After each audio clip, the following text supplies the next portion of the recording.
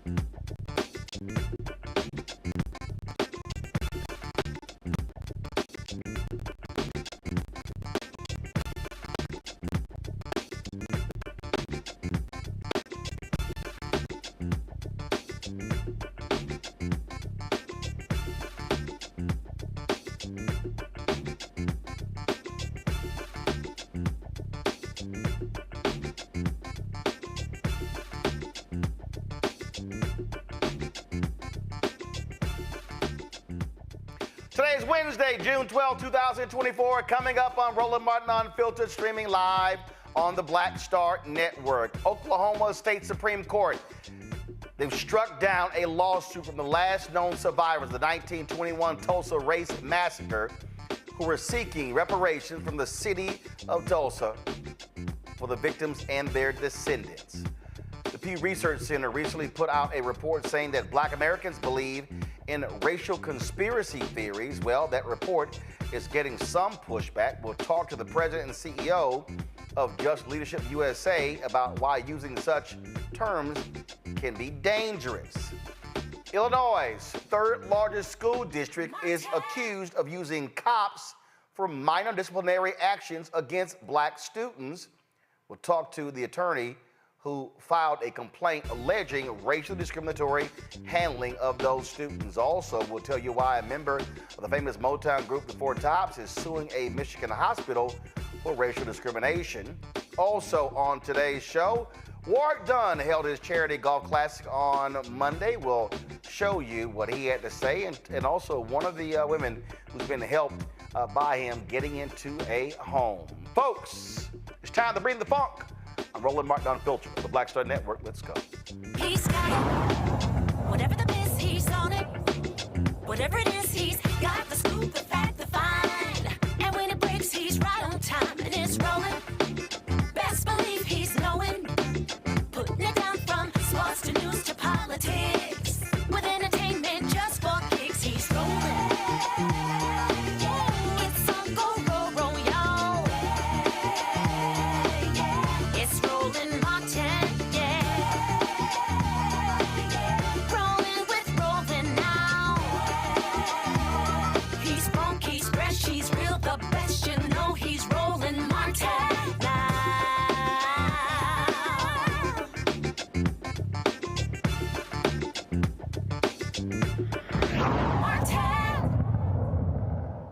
The Oklahoma Supreme Court says the grievances of the survivors of the Tulsa Race Massacre do not fall within the scope of a public nuisance. They have dismissed the lawsuit. This, folks, is likely the last effort these survivors have of getting any reparations as a result of the race massacre in 1921. They allege the city and the chamber were exploiting the 1921 race massacre by promoting tourism for the city's gain at the plaintiff's expense. They also sought reparations from the city. In July of 2023, a Tulsa County judge dismissed their suit. Today, the Supreme Court said the plaintiffs failed to justify a public nuisance claim and, quote, a legally cognizable abatement claim. Of course, this is an effort as folks have been dealing with for years. I mean, going back more than 2 decades, Johnny Cochran, Willie Gary, and others representing these plaintiffs, and folks have been doing all they can for them to be able to get reparations as a result of Greenwood being completely destroyed in this race massacre. My panel today is Robert Patillo, host People, Passion, Politics, News and Talk 1380 WAOK out of Atlanta. Rebecca Carruthers, Vice President, Fair Election Center out of D.C. Derek Jackson, Georgia State Representative from District 68. Glad to have all three of you here. I'll start with you, Robert.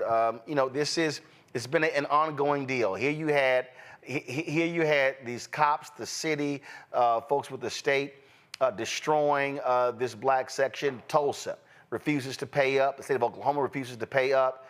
And so you sit here and go, how in the hell can you destroy black property of all these black folks and never have to repay for the damage? And all these courts are agreeing with them. Well, as we know, the court system in this country is never granting reparations for black folks, and it appears they never will. And we have to understand that in this election year, this has to be part of our demands. It's great to have Juneteenth celebrations. It's great to have events around the country. It's great to talk about the legislative record, but we have to talk about reparations for African Americans while we have this strength and this power. When you have both parties vying for our vote, even the Republican Party is having events around the country with Byron Donald McDonald and Hunt and Sage Steele advocating to try to get the black vote. This is our time to make it very clear that our single issue that we are voting upon is this issue of reparations. We fought our way through the court system for over 100 years, trying to find a way through their means, through their courts, to provide some form of restitution for what we went through in this country, the same way the Japanese Americans, Jewish Americans, Native Americans have done so. But they will not come to the table and even talk about it. We're going to have to do this legislatively, and this is the time that we have to put our foot down and say that as a community, it's either now or never that we address this issue of reparations. And this is about putting pressure on legislators and the city as well. Look, there's an election happening in August, Rebecca. You got an African American who is running for mayor there in Tulsa. I would hope black folks in Tulsa are voting in mass numbers and saying with him at the helm, maybe that will lead to the city doing something. Exactly, Roland. But it also takes more than just having Black people in certain key positions. It also, like you said, it requires people actually voting to take action.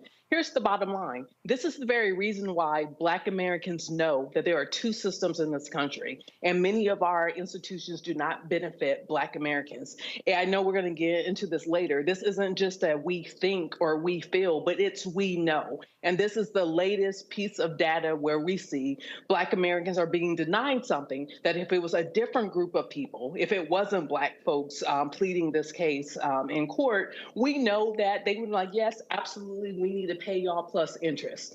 So once again, this isn't just where we think or we have a conspiracy around it, but is an example of what we know and what we see.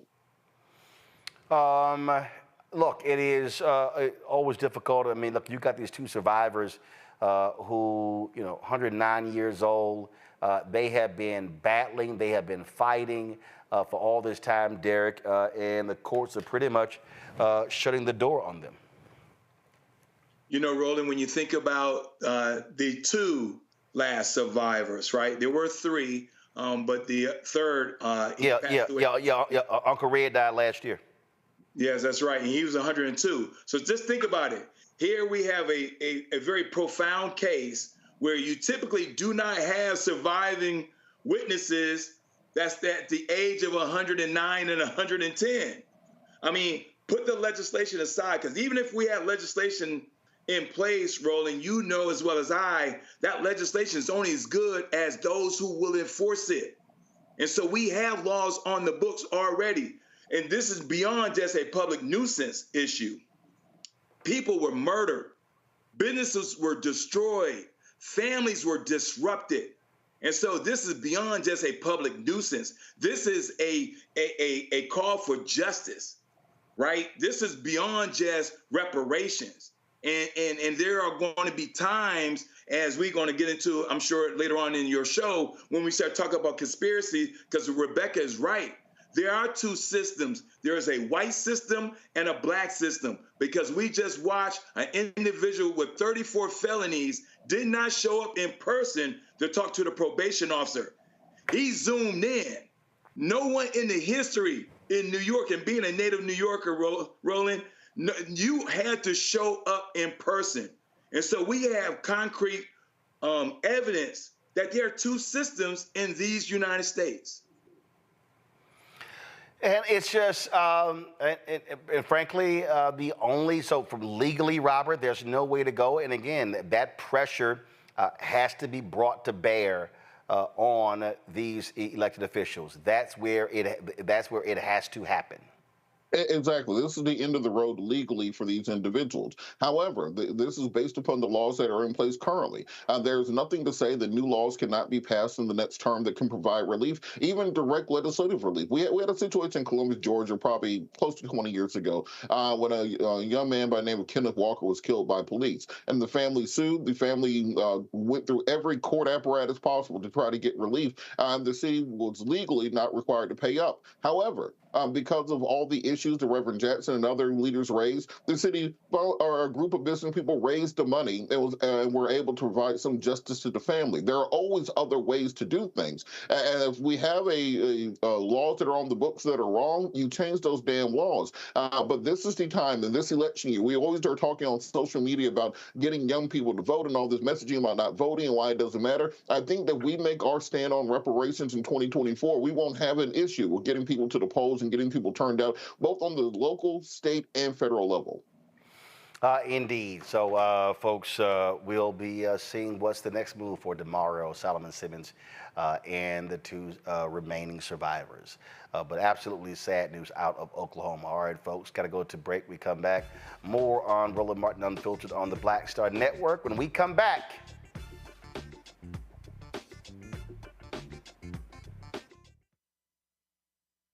Hello, my brothers and sisters. This is Bishop William J. Barber II, co-chair of the Poor People's Campaign, a national call for moral revival, and president of Repairs of the Breach. And I'm calling on you to get everybody you know to join us on Saturday, June 29th at 10 o'clock a.m. in Washington, D.C. on Pennsylvania and 3rd for the mass Poor People's Low-Wage Workers Assembly and Moral March on Washington and to the polls, and the post effort to reach 15 million poor and low-wage infrequent voters who, if they vote, can change the outcome of our politics in this country. Our goal is to center the desires and the political policy agenda of poor and low-wage persons, along with moral religious leaders and advocates. Too often, poor and low-wage people are not talked about, even though in this country today there are 135 million poor and low-wage persons. There's not a state in this country now where poor and low-wage persons do not make up at least 30% of the electorate. It is time that the issues of poor and low-wage people be at the center of our politics. Living wages, health care, things that matter in the everyday lives. We will no longer allow poverty to be the fourth leading cause of death in this country. We must let our voices be heard. Join us. Go to our website, www.poorpeoplescampaign.org. RSVP. Get others to come. Get a bus. Get a van. Get on the train. Come and let our voices be heard and our votes be felt. Lift from the bottom so that everybody rises.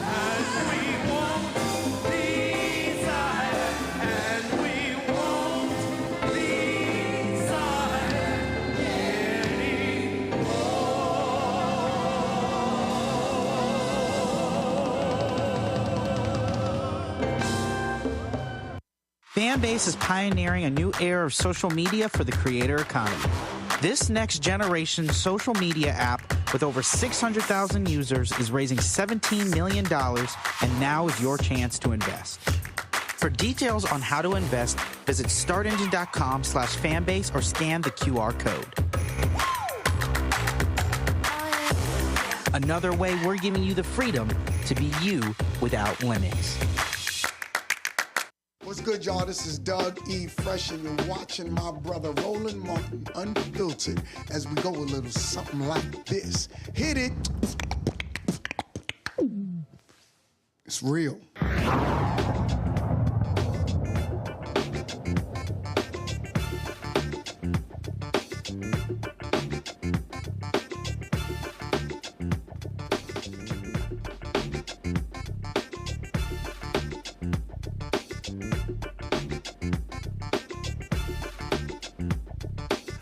A recent Pew Research Center report describing widely held views that Black Americans believed in, quote, racial conspiracy theories is getting some pushback. Some say the wording is offensive and can be dangerous ammunition for right-wing media and politicians to dismiss situations dealing with systematic racism.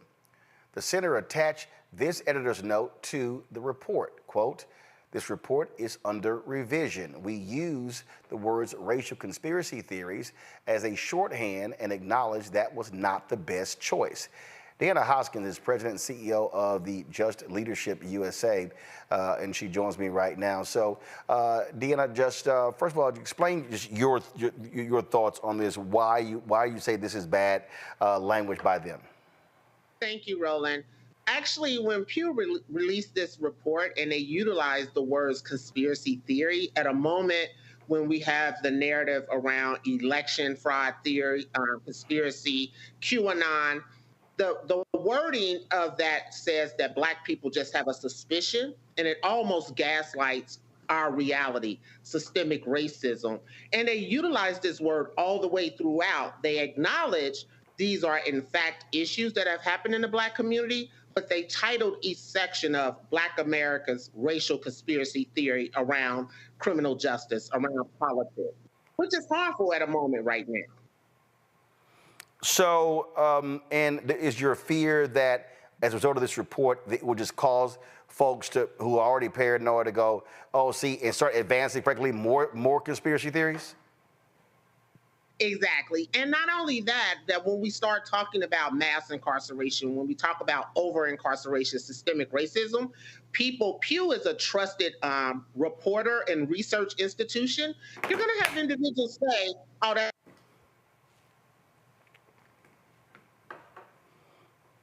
Conspiracy theory. Pew already. I'm sorry, Deanna. Start that comment over again because your signal froze. Go ahead. Oh, I'm sorry. But what it does, it sets up the potential of the public, because of Pew's reputation around research and surveying, to say when we start talking about mass incarceration, systemic racism, to have it really undermine and gaslight, to say, oh, that's just a conspiracy theory. Pew has already researched that. So even with the editor's notes that we're revisiting this, it's already out there in mainstream media, and we know people pick up the titles and highlights and keep running with it. Questions from the panel. Rebecca, you first. So my question is, who over at Pew decided that they wanted to spend time focusing on researching Black folks? Did they actually have Black folks involved or Black data scientists involved? Or was it just a group of white people saying, hey, this is interesting about Black folks, so let's, peek into the Black communities and figure out what was going on? Like, I need to know, like, right. That was my first question for this. That was my first question, and I asked my team to look at who is the author of this report, and it is a Black woman. So I went to the theory, all skin folk and kinfolk, because you must not have experienced the history that we have experienced in the Black community. But there again, the quickness of their adding that note when we called them out made me feel as if you knew what you were doing, because you retracted it too soon. Robert. So on that same point, did they look at any other groups and call their valid concerns conspiracy theories? Did they look at Jewish Americans who are fighting against anti-Semitism and say that's a conspiracy theory? Did they go to Stop Asian Hate and call that a conspiracy theory? Or is this, as you said, an intentional effort to undermine the plight of African Americans in this country? I am with you that it was an intentional undermining of the plight of African Americans and continue to allow the systemic oppression. There again, the way it was written, and even in a report, that interview, she said, well, the questions didn't come out that way, but your answers did. Why did you write it that way? Why did you use that language if we are saying the facts that African Americans are over-incarcerated, African Americans have been undermined through systemic racism, but you continue to ask the questions one way, but then you reported it with all of these topics. And each section in the report says Black America believes in the racial conspiracy theory around politics. Each title is deliberate in that utilization of those words. Derek. Deanna, appreciate your work in this space. And as a legislator, I read the report as well. And my question is, especially when she stated, aside from the historical events, right, the context, and I was a little, I was stuck right there, because if she would have included how we got here around the 13th Amendment, for example, and how the 13th Amendment set up mass incarceration. So my question to you, what can we do as a legislator to combat these sort of articles that mysteriously are popping up over a 2-week period, she only interviewed 4,700, of our cousins. What can we do to combat this? Because this gets into our media consumption, and it becomes a little bit more challenging because we are in a 24-hour, 7 days, 365 cycle. Right. I really appreciate that question, because that was what I asked. How do we get this? This is already out. You're only saying it's going to be revised, but it's already in people's thoughts. So how do we actually look at controlling what the media writes, actually pushing back on that, creating our own narrative? I think I shared this earlier with someone.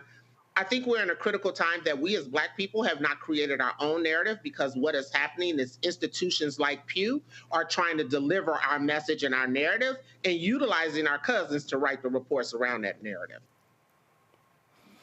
All right. Well, again, this is why it's also important for us to respond when things like this happen, so the record is corrected, so people just don't take this and begin to run with it. So great job there. We appreciate it. Thanks a lot. Thank you, Roland. All right, thank you very much. Folks, when we come back, Vice President Kamala Harris continues her Black economic tour, takes it to Charlotte. We'll show you some of what she had to say. Folks, don't forget, support us in what we do. You can join our Bring the Funk fan club. Of course, our goal is to get 20,000 of our fans contributing on average $50 each. That's $4.19 a month, 13 cents a day. Send your check and money order to P.O. Box 57196, Washington, D.C. 20037-0196. Cash App is $RM Unfiltered. PayPal or Martin Unfiltered. Venmo is RM Unfiltered. Zelle, Roland at RolandSMartin.com. Roland at RolandMartinUnfiltered.com. And download the Black Star Network app. Apple phone, Android phone, Apple TV, Android TV, Roku, Amazon Fire TV, Xbox One, Samsung Smart TV. We'll be right back.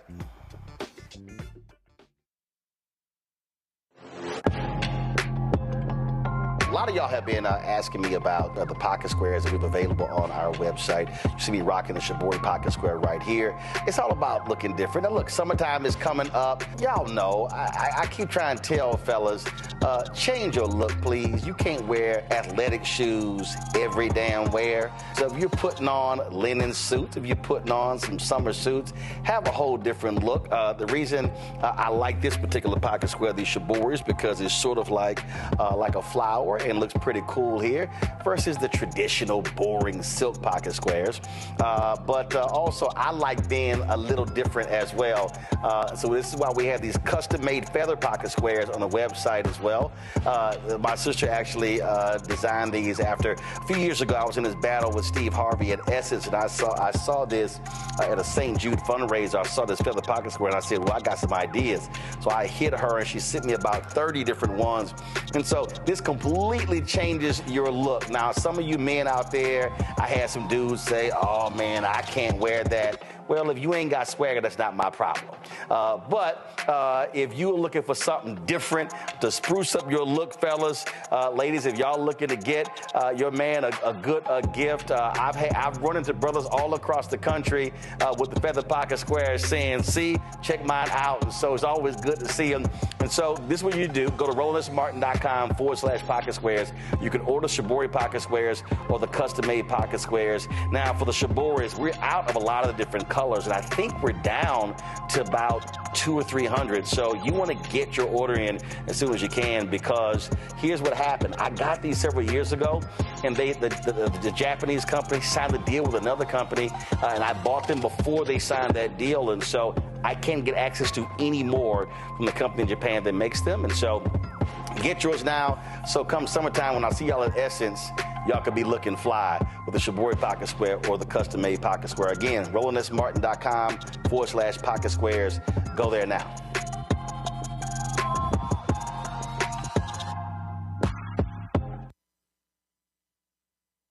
Now streaming on the Black Star Network. It was my junior year at Georgetown, and Spike calls me and he says, Malcolm, what are you doing next year? So, graduating, you know? He said, take a year off, work on Malcolm X. I said, okay. But first of all, for the folks who don't know, Spike is my cousin. Spike is my cousin. Just the person watching like, how the hell is Spike just gonna tell you that? It's true. It's true.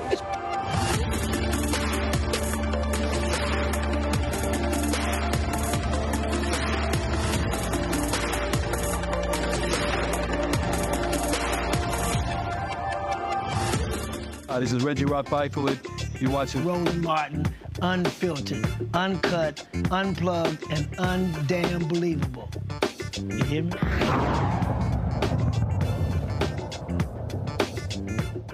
Vice President Kamala Harris continues her Black Economic Opportunity Tour. She stopped today in Charlotte, North Carolina. The tour highlights the Biden administration's efforts to increase opportunities in Black and minority communities. Attorney, political commentator Bakari Sellers was joined by actor Michael Ealy in moderating this conversation at Johnson C. Smith University. Here's some of what was discussed. Indeed. Madam Vice President, it's an honor to be here with you today. I think this tour is such a great idea, and I think just it's working, one. And two, I think it's always great for the people to hear directly from you what is happening, what is being done. I know an important issue for you is housing. Yes. And I know it's been an important issue for you throughout your career. Being in California the last 20 plus years, I know how much work you've done there. I know it's at the forefront for you. It was at the forefront for you there. It's at the forefront for you now in this administration. The question I have is, it's a priority. So what is the administration doing to help ease the burden of home ownership right now? So let's start, as you know, Michael, and we've talked about this before. Home ownership is one of the best ways to achieve intergenerational wealth. Correct. Right? So, and let's think about it this way. When you are able to buy a home, obviously for most of us with a mortgage, but when you are able to have a home that is yours, that you own, you accrue capital, right? And that means that when your child says, you know, okay, now everybody, I think everybody in North Carolina can handle this. When your child says you want to go to Howard University, I couldn't help myself. We know. When their child says, I want to go to a HBCU such as the one that we are so privileged to be in right now, you can say, honey, you don't have to take out that loan. I'll take some equity out of the home. You don't have to take out a loan. I'll take some equity out of the house to help you pay that tuition. Or if your child says, I want to start a business, you can say, honey, I can take some equity out of the home and help you with some startup capital. Home ownership is one of the best ways that we achieve intergenerational wealth. We also know that it is one of the many issues where we have seen incredible obstacles for Black families. We don't even need to go as far back as nobody got the 20 acres and a mule. Let's go to the fact that we recently celebrated D-Day. And we rightly celebrated what we have called the greatest generation. Well, there was a public policy, rightly in our country, that said about that greatest generation, you have brought stability to the world. You, as American military members, most of whom are men, you have served your country and the world with such dignity, to such great result. So we want to invest and reward you. And the federal policy then was to give them loans to help them buy homes. And as we know, we had plenty of Black servicemen who served in World War II, but because of discriminatory practices in terms of how those loans were given out, did not receive the benefit of that boost that occurred in our country to help people achieve wealth. So there were pre-existing disparities, and then you had this boost. You think about it in terms of the history of redlining. You think about it in the history of what was called a whole federal policy around urban renewal, which basically resulted in freeways cutting through Black communities and other communities of color, thereby dividing up communities around what otherwise were thriving commerce communities. So what we have been doing as an administration to deal with this issue is to, one, acknowledge the truth about the disparities. and to seek out and identify the disparities and the built-in systems that still exist that create those obstacles to home ownership. And I'm going to talk about one in particular, racial bias in home appraisals. Yeah. So we decided to take that on. Many of you may know the stories about a Black family that wants to sell their home and then has the appraiser come in, and the house is appraised for what they know is less than its value. And you probably know the stories about how they'll then reach out to family friends who are white and say, hey, will you all come over, bring your family pictures? We're going to take down ours, and you invite the appraiser. And the home appraises for higher value. So one of the issues that we are taking on is this issue, and are now requiring that appraisers have racial bias training before they are able to do this work. We are also giving, for people who are the first generation in their family to seek to buy a home, $25,000 grants for startup capital to actually be able to pay down on home ownership. $25,000 if you are first, or you are the generation that is the first in your family to be able to buy a home. The other thing we are doing is, for a certain tranche of folks, helping them first-time homeowners, $400 a month in credits toward paying your mortgage. And these issues are exactly the kind of issues that, when you address them, make a huge difference in terms of who's able to buy a home. And that matters. And you know, listen, you probably are sensing from the things that I'm describing, we have been taking a critical look at those specific pieces of the system that have long gone overlooked, that are, you know, that the story about the princess and the pea, that seemingly small thing that makes all the difference. These specific aspects of the system that have kept people from achieving their dreams. Another issue that we have been dealing with is federal contracts. So if you get a federal contract, being very frank, unless you mess it up, it's yours for life. But what we know is that when you're talking about Black entrepreneurs, Black small business owners, less likely to have the relationships or know the process for applying for a federal contract. When President Biden and I came in, we committed to increase federal contracts to minority-owned businesses by 50%, and we're on track to get that done by the end of 2025.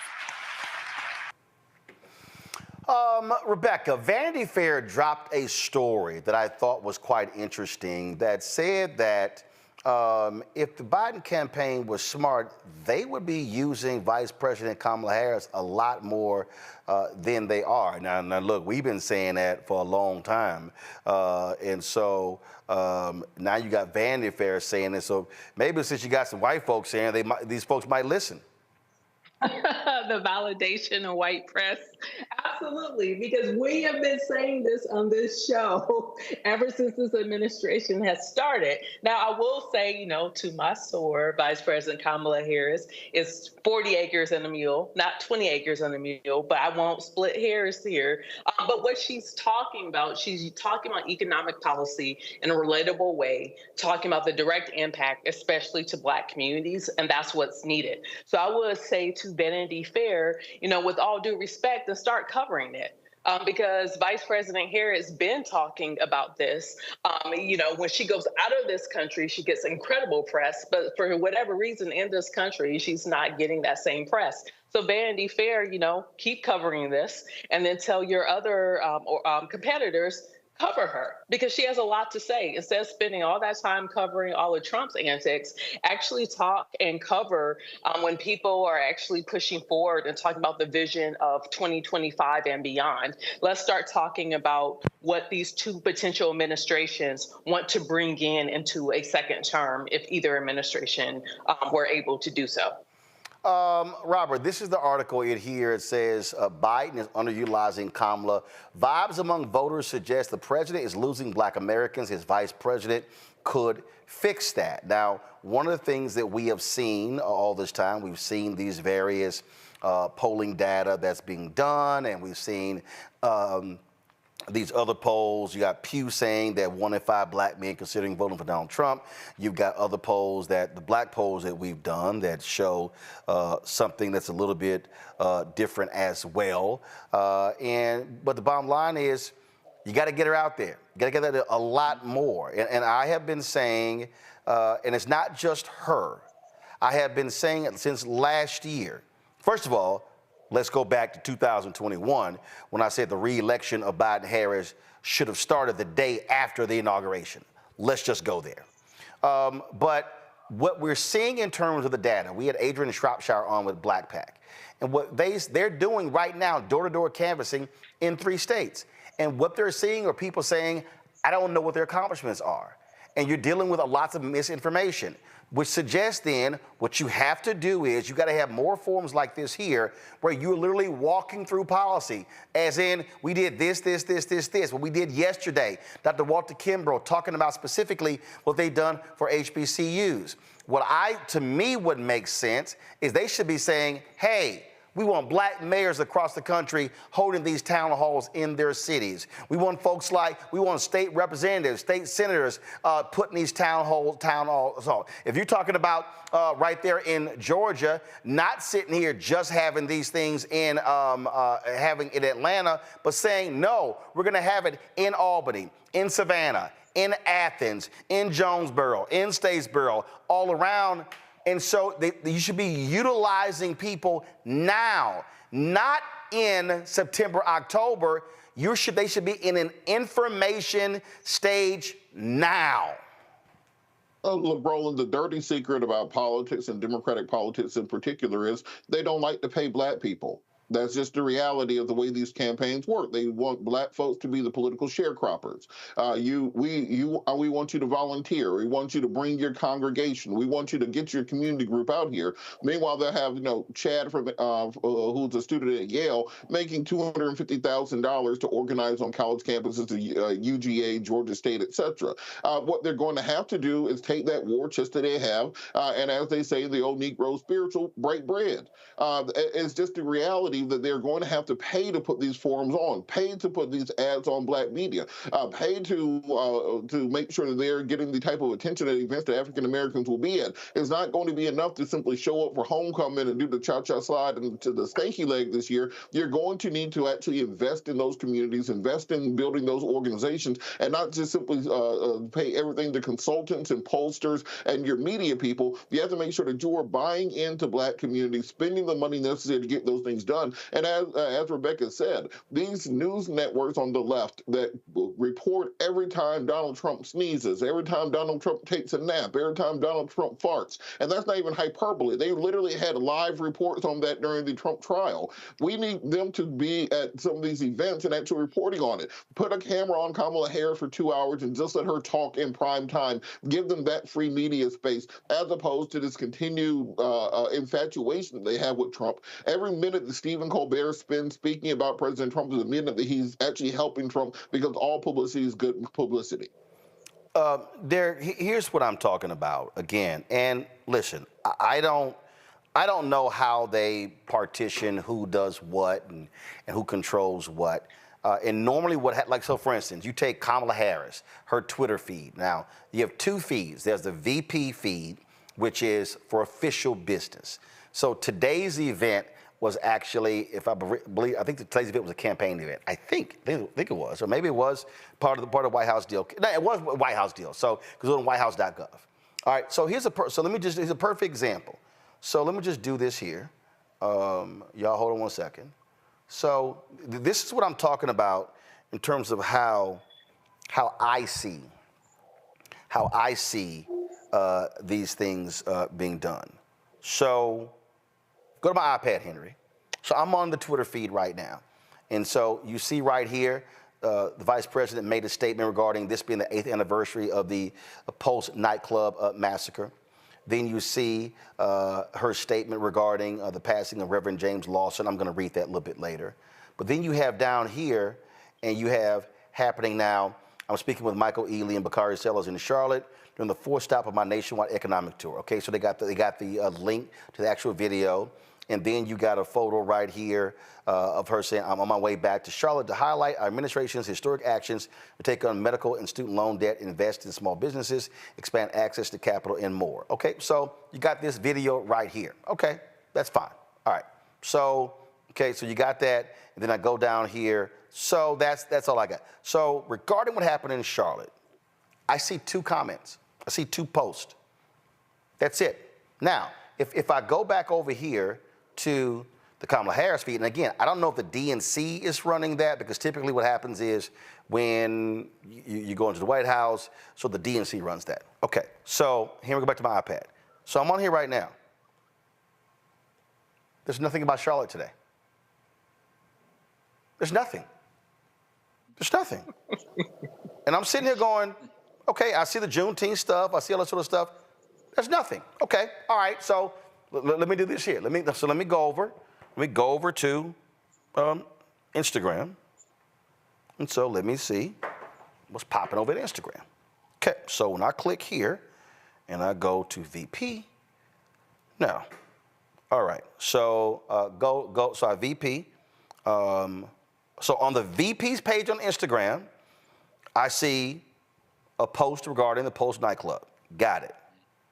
I see the Reverend James Lawson. I got it. I see a credit score post from a day ago. I see nothing about today in Charlotte. Nothing. Okay. All right. So that's all right. So let me do this here. So now let me go over to Kamala Harris. So first of all, if I look at VP, she has 16.4 million followers on Instagram. So if I go over here to Kamala, now I go to Kamala Harris, where she has 14.8 million. Again, I see a post about billionaires paying their fair share. I see a post about gun violence from 6 hours ago. I see a post from her on Jimmy Kimmel from 2 days ago. I see a post from a couple of days ago about gun safety. I see a post here about I don't even know where this is. It's just a caption from 3 days ago. Derek, I see nothing about Charlotte.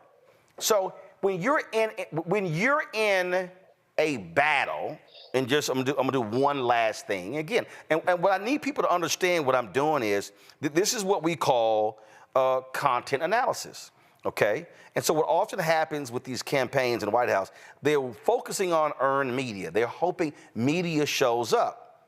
The question is, do they show up? So if I now go to the White House feed, okay, so here's a perfect example. On the White House feed, you see it right here. This is the video, okay? 7 hours ago, 2,600 views, 2,669 views. That's the number. That's the number, okay? 2,669 views on the White House feed. Now, I'm not sure who else covered this event. I'm not sure what other folks actually streamed the event. We did, and so I'm looking right here. I'm just trying to see what did it do. So we streamed it one time. It did about 1,000 views. We're going to restream it several more times. So the point I'm making here is this here. Very few people are going to sit down and watch the entire 51-minute or 1 hour and 9 conversation. But they have got to be operating with speed. They've got to be dropping out clips immediately, literally as it is happening, while it is going on. It is not, you've got to have the Biden-Harris campaign, the DNC, has got to have a strong social media team that's sitting here kicking that stuff out, that's watching it, that's grabbing clips and posting it literally as it is happening. And so what I should be seeing on Kamala Harris on Instagram, what I should be seeing on Kamala Harris on Twitter, what I should be seeing on the VP's Instagram and the Twitter accounts are multiple clips going out And that literally means having somebody sitting in the White House watching it happen and going, boom, clip that, 60 seconds, kick it out. Clip that, 2 minutes, kick it out. That's the world we're living in. Not an analog world. We're now living in a digital world. So, Roland, just for the record, I want everybody to know that I'm saying this, not Roland Martin. The Biden-Harris campaign needs to hire Roland Martin. Nope, they can't afford me. I know, but listen, hear me out, Roland. Here's the reason why I say that. See, because you cannot have a John Doe and a Jane Doe to tell the Black narrative. You have to have someone like a Roland Martin that understands the narrative and what to do with the narrative. Because that's like, we talking bilingual here. If you hire John Doe, Robert says somebody up in Yale, right? Somebody up in Yale don't understand the language of Clark Atlanta University. Mm-hmm. You cannot be bilingual. You just cannot take the 87% Black men and the 98% Black women and just think that because they always voted democratically, that you're going to constantly give something that they're going to consume, which is the reason why, Roland, every time I go to the barbershop, they keep saying, hey, Representative Jackson, what is it that the Biden-Harris campaign doing for Black people? They're doing a lot. It's just that it's not on their story feed. Right, and they're hoping media shows up, but they're not.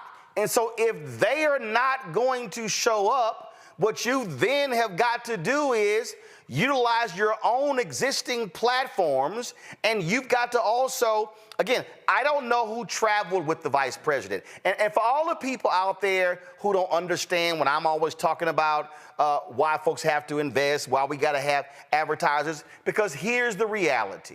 The reality is we don't have the resources to travel in the pool. First of all, let me read, for people who don't understand, there's a pool feed that costs anywhere to $300,000 to $500,000 a year. That's separate from Associated Press. That's just the pool feed, okay? So if we were getting fair share of dollars, it could be me, or I could actually pay somebody to go on this trip with the vice president, and whether they ride on Air Force Two, or we can actually fly them to Charlotte ourselves, and you know what happened? They're sitting here kicking stuff out. And see how now again, just people understand how these things work. When you do that, when you all of a sudden are thinking about how you drive content, it's very similar to, frankly, what happened when I went to Detroit. So because I was there, guess what? Sure, the feed was going, we streamed it, but I'm doing interviews with other people who were there. In fact, I was actually ticked off because I was in the pool and they pulled us out, and I was like, hey, it's other folks I could be talking to. And so I'd rather not be in the pool. I'd rather not actually, it's great traveling on Air Force Two, but it actually limits what I can actually do in terms of garnering content. What they have to have is, if she's talking in Charlotte, who are the students in the audience who've got student loan debt? Where are the videos?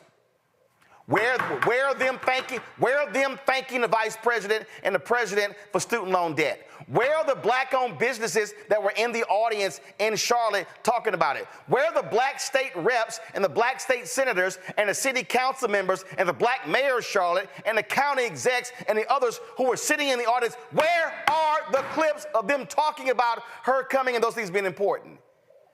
It's called having a media strategy, and I'm sorry, I don't see it. And if you wait until tomorrow or the day after, you've already missed the news cycle. Derek, go ahead and finish your point. Yeah, so Roland, 2 points. That's the reason why we constantly are encountering the question, what is it that they're doing for the Black communities? The second point is great to have celebrities. I get that whole strategy, but it would have been more powerful that you're talking about economic opportunity for all and have Arian Simone, the sister for the Fearless Fund, up there on that stage, right? Because we know what's happening with the Fearless Fund, and talk about when you're talking about economic opportunity for all, you have someone, a small business owner, that's trying to do those things for women of color and can talk about a real situation that the administration can deal with, and now that resonates a little bit differently. This is the thing for me here, Rebecca. Again, what drives me crazy is you're in a messaging war. We have the data from polling, Rebecca, that says African Americans are getting misinformation from two major sources, Instagram and TikTok, which means what you have to do to counter misinformation is to provide clean information that's factual. And what you can't do is you can't hope local media shows up and national media shows up. You've got to have a strategy that gets that information to them. And it's just constantly, this is the fourth stop. And I'm now saying this for the third time, and the only reason I'm not saying it for the fourth time, because I was on one of the stops, and I did what I'm actually talking about. So, Roland, before my current position, I've worked in campaigns for 20 years. And so from a pure campaign perspective, from being a campaign manager, I've been campaign manager in governor's races, congressional races, city council races, did work in super PACs. There are four things that are missing here.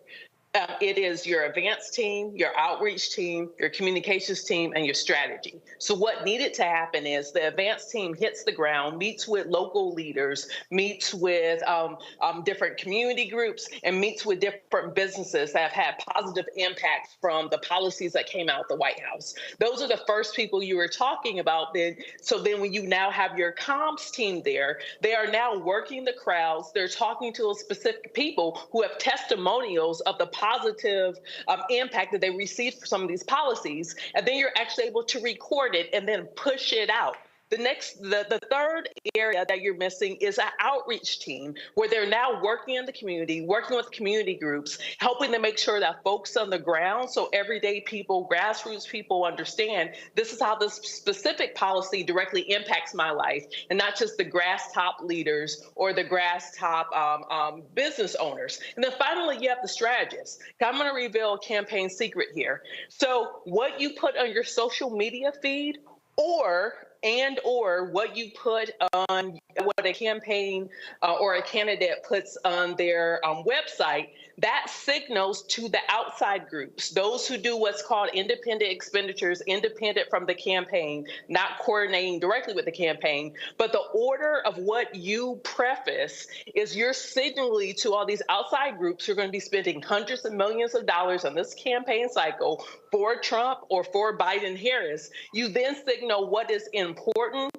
and you want them to start pushing out and talking about. So it is campaign malfeasance not to have these specific economic tours and these clips. Even back to my second point with the comms team, not having there should be a rapid response group that is traveling with Vice President Harris. That's what a competent campaign does. And let me be real clear. The comms team, it's only a couple of people when she's on the road. Okay, so here's the piece. So here's again how I look at it. If you know that this is and they're doing the best that they can do, which then means what you have to do is, because I don't believe there's anything wrong if you're the DNC national or you're the state Democratic Party in North Carolina to still be at the event, Robert. And then what you do is you're getting that out.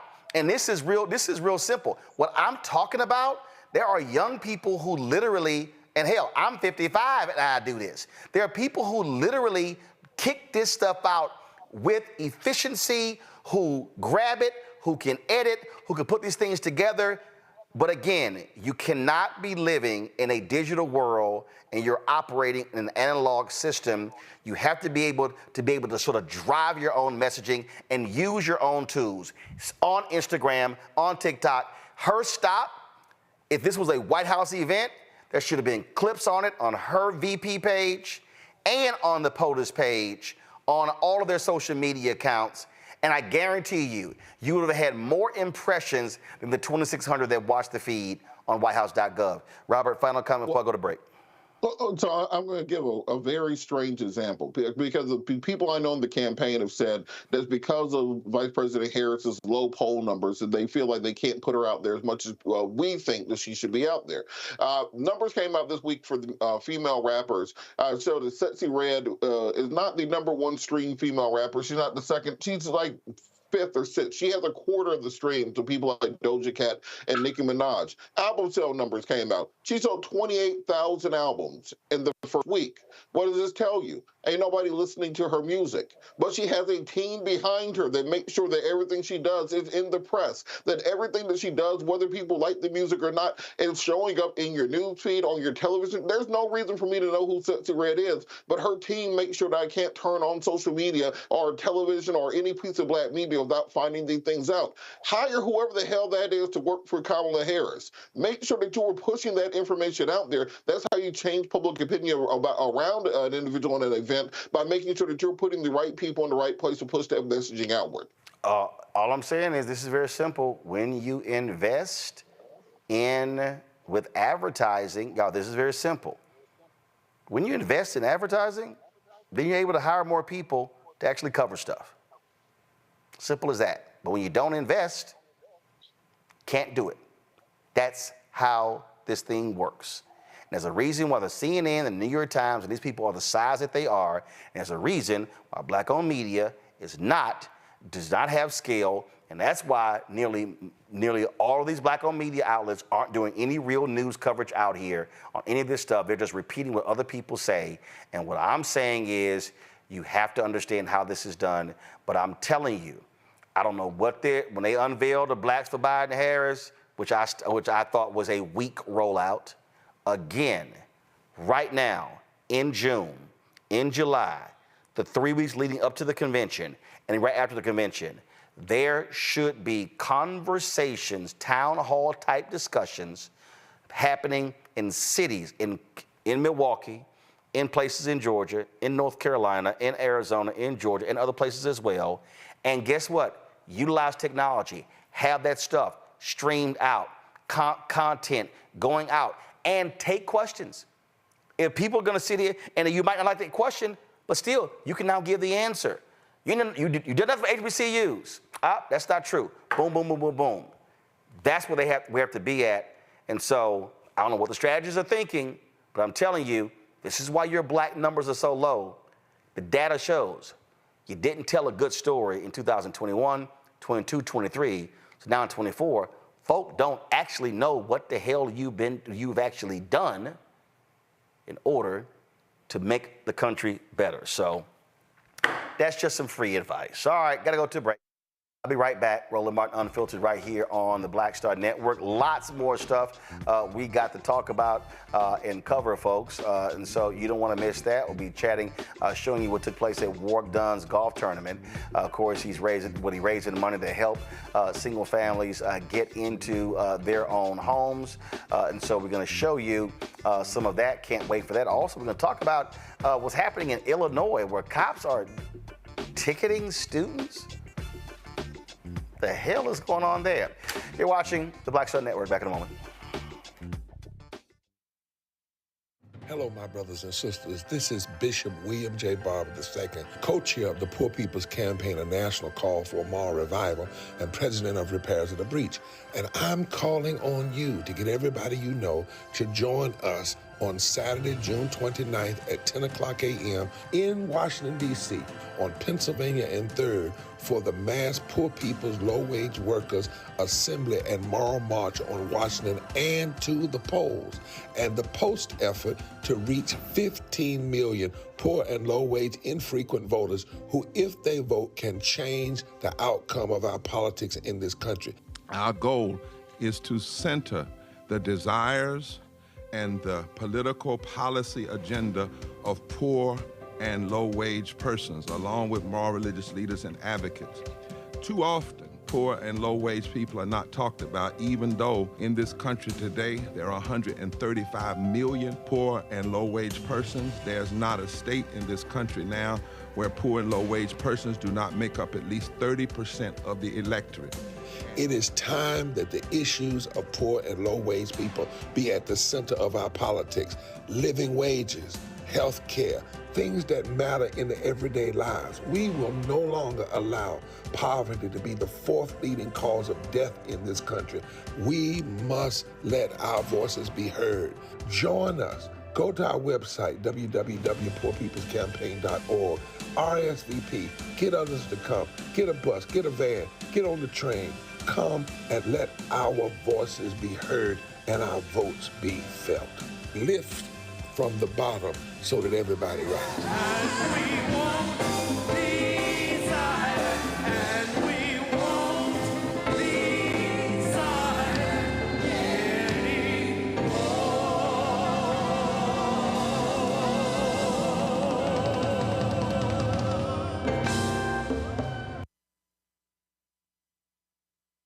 Hey, what's up? Geek Tony in the place to be. Got kicked out your mama's university, creator and executive producer of Fat Tuesdays, an air hip-hop comedy. But right now, I'm rolling with Roland Martin, unfiltered, uncut, unplugged, and undamn believable.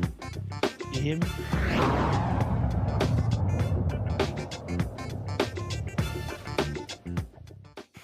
Illinois school district is accused of allowing police to target black students when handling discipline unlawfully. The 25-page complaint filed against the Rockford Public Schools that was filed with the U.S. Department of Education's Office of Civil Rights, the National Center for Youth Law, and the MacArthur Justice Center alleged that Rockford police officers have been addressing minor behaviors that should be handled as an educational matter by parents, teachers, and school leaders, and not as a law enforcement matter by police officers.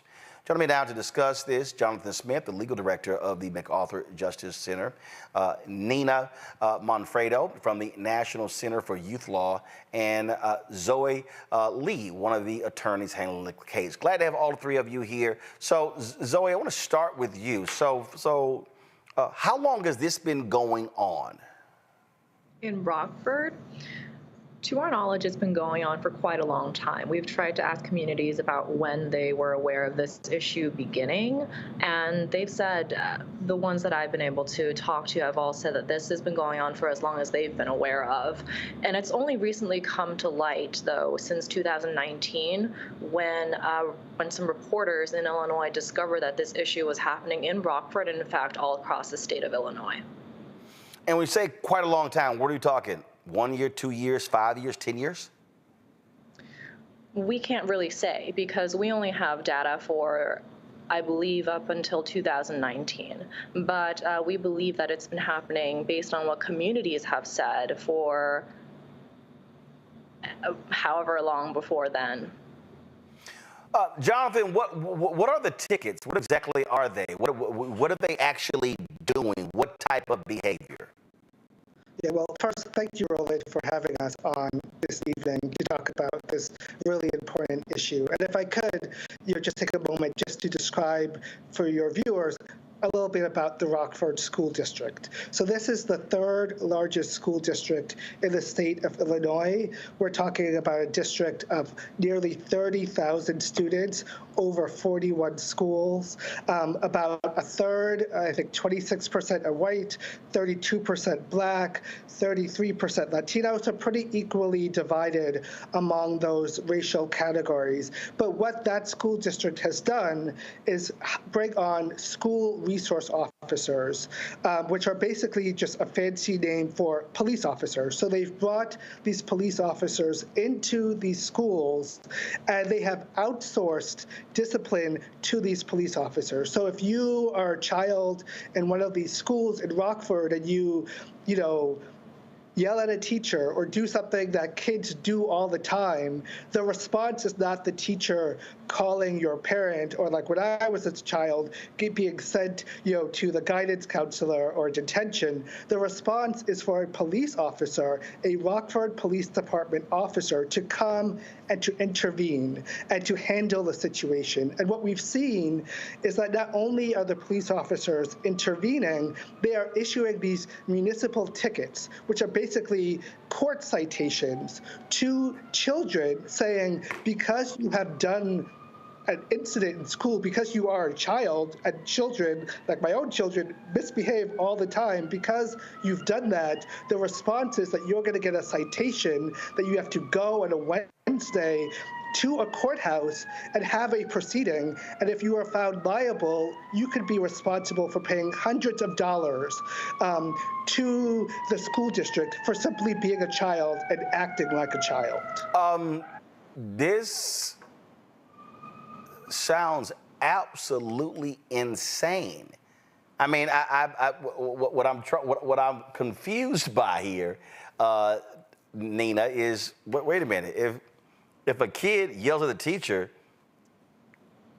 hold up, call the cop comes in, all right, come here, here's a ticket.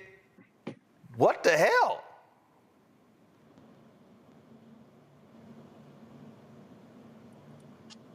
Nina, go ahead. No, that is exactly right. It is absolutely outrageous, and that is, we have seen that kids in Rockford have gotten tickets for showing up at school, and Rockford, when they are maybe suspended or something else, and they go to school and then they get a ticket for that, and we see that, as you said, like, kids will get tickets for, just really normal behaviors that happen in classrooms, and that we see in Rockford that Black students are targeted by RPS staff for these referrals to the police that are in the school. Okay, so do y'all have how many tickets? Any idea? How many students, how many tickets, who's tracking this, anything? So I think... Yeah, go ahead, Nina. No, you go ahead. So yeah, I was going to say, to Zoe's point earlier, part of the challenge is that we just don't have data, that it's hard to know exactly the scope and the scale of what's happening, but we do know, based on the data we have so far, that the tickets, and this is not going to be surprising to you or to your audience, that, I said the district is about a third white, a third Black, a third Latino. It's not going to shock you to know that the tickets are a third Black, a third Black, a third Latino, that Black students are disproportionately and exponentially more likely not only to be disciplined, but to be ticketed and to be fined when they go to these proceedings. And I wanted Zoe to speak a little bit, because Zoe has actually gone to these hearings in Rockford, and she has seen firsthand the ways in which Black students are targeted, are profiled, and are really impacted by these tickets. Yeah, so first I wanted to say that with regards to the number of tickets in Rockford, we do have data for the recent years. We don't have data for years before 2019. We know that this year, however, and this year alone, as of March 24th of this school year, there were 590 tickets issued in Rockford. 590 tickets? 590 tickets as of March 24th of this school year alone.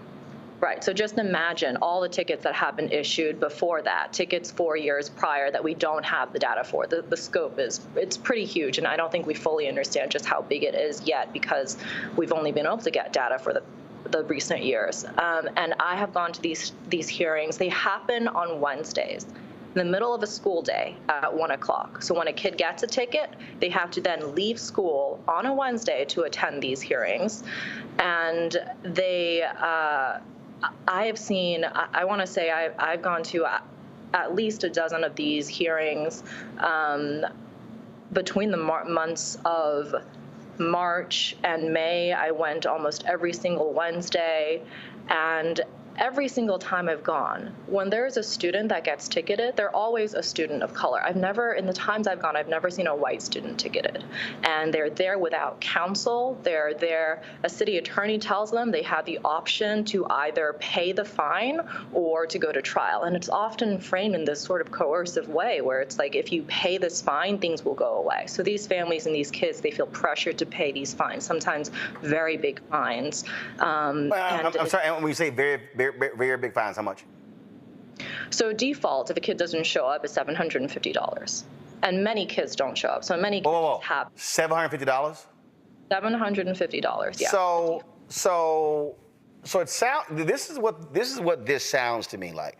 This literally sounds to me like what happened in Ferguson, where essentially this was a money-making This is a money-making operation. That's what this sounds like.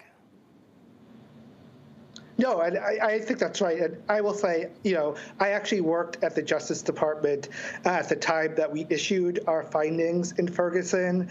And you are exactly right that what we see is not only are these policies targeting and discriminating against people or kids of color, but these are actually money-making schemes that they try to pay for municipal services off the backs of low-income communities and people of color. And it's not just in policing, it's happening in schools, it's happening far too often. And this is not just a Rockford story. I mean, we brought this complaint against Rockford, but the reality is that, give me a district in this country and any state, and I think you will see similar practices happening. And so this is a nationwide problem. I think it's a crisis. I think it's something, as Zoe said, that people are not paying attention to because it's often happening, on Wednesday at 1 o'clock where people are working. But the reality is that this is happening. It is having a devastating impact on families of color, on kids of color. And the reality is that if the goal of school is to educate our students, to make them into the leaders of tomorrow, having them interact with police, having them get a ticket, having them go to court unrepresented, having them miss school in all of this does nothing to further the educational outcomes of these students and of the entire school community in Rockford. Wow. Nina, final comment.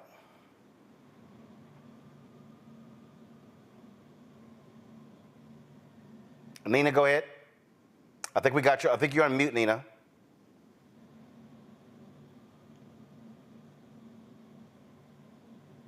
Not sure what's happening with Nina. Not sure what happened with Nina's audio. We can't actually hear her. Nina, can you hear me? Let's see if we can. Yeah, so I think you're on mute. Okay, let me. There you go. There you go. You were there. Whatever you just did. Okay, can you hear me now? Now we got you. Go. Okay, great. I'm so sorry. What was your question? Your final comment. Oh, yes.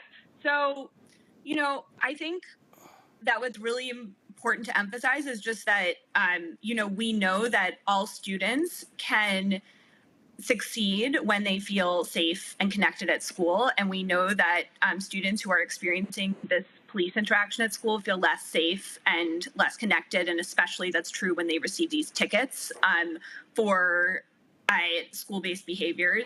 And what we really want to achieve through this complaint is we want all students in Rockford to feel, especially Black students, to feel safe and connected at school. And we're hoping that this complaint is a first step in helping students, helping the environment be a place where students can feel that way and can succeed.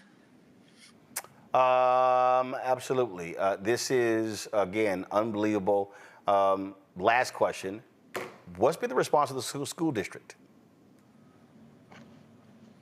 Well, when reporters reached out to them from comment, they said that they had no response and would not have a response until OCR, the Office for Civil Rights, reached out to them to initiate the investigation. So the school has been pretty quiet about this so far. All right. Go ahead. We're really hoping that once OCR initiates their investigation, this is a thorough investigation, and that they will be able to work hopefully with Rockford to identify and solutions to the problem that's ongoing. All right, then. Well, look, keep us abreast of what happens next in this story. Thank you. All right. You know, this here, what we just heard there, Derek, again, I go back to what I said about Ferguson. I mean, this is a way to make money. And when you give people no option, and then if you know students are not showing up, like, boom, $750. I mean, hell, right there. 20 kids don't show up, y'all just made 15 grand.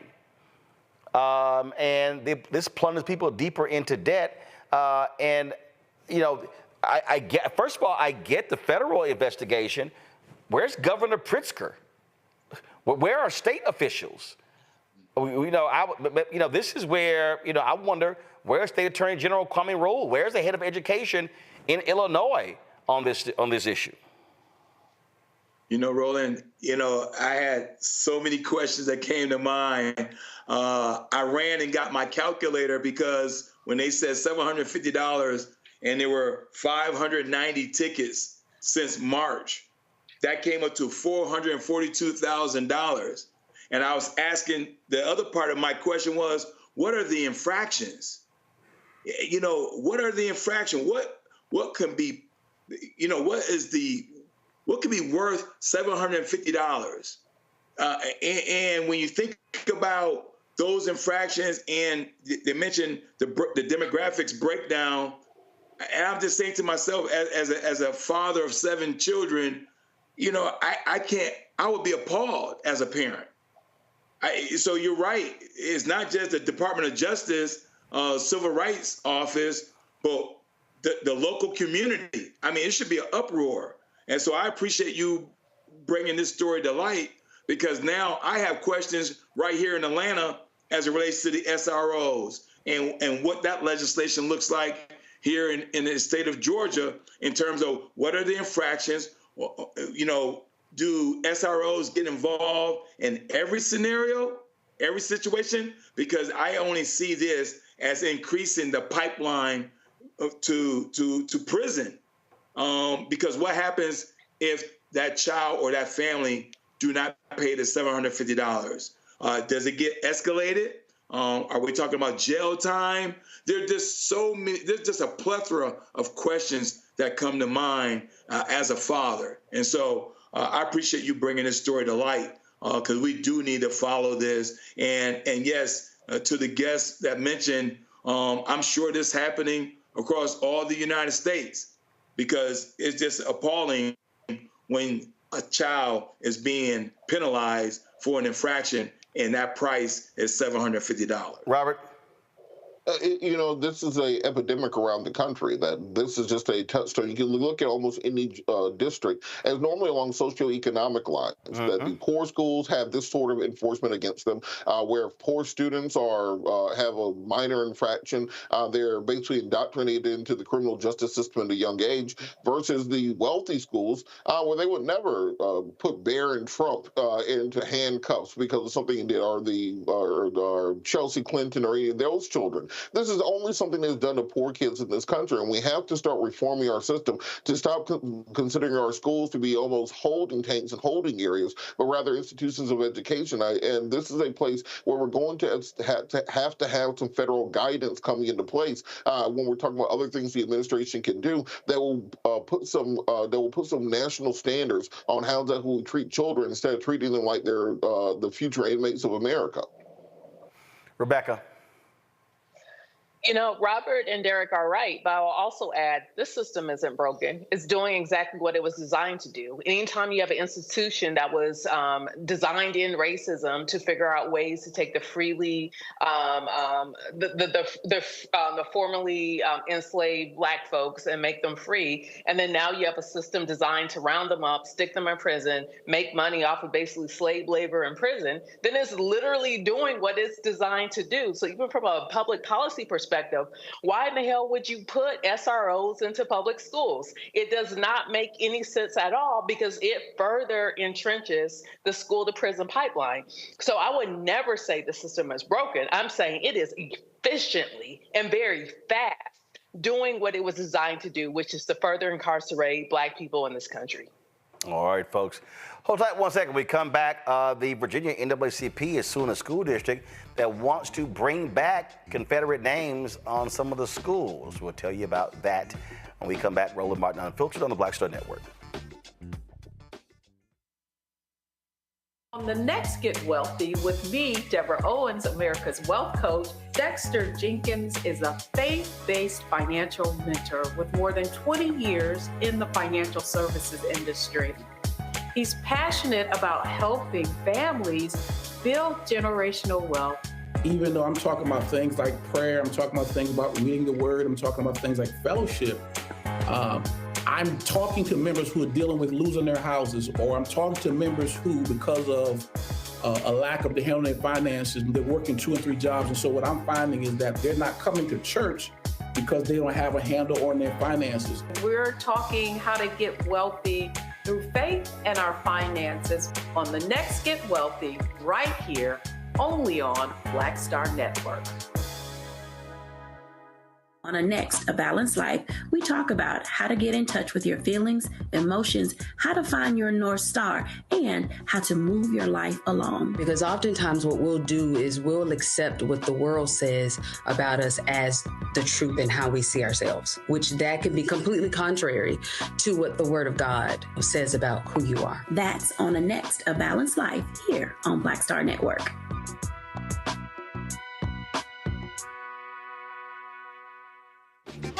I'm Marissa Mitchell, a news anchor at Fox 5 DC. Hey, what's up? It's Tammy Roman, and you are watching Roland Martin Unfiltered.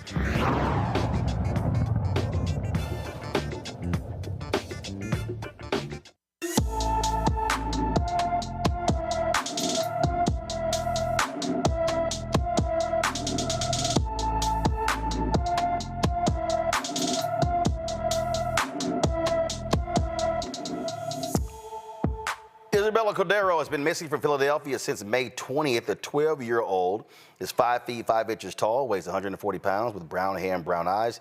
Anyone with information about Isabella Cordero should call the Philadelphia Police Department at 215-686-8477, 215-686-8477.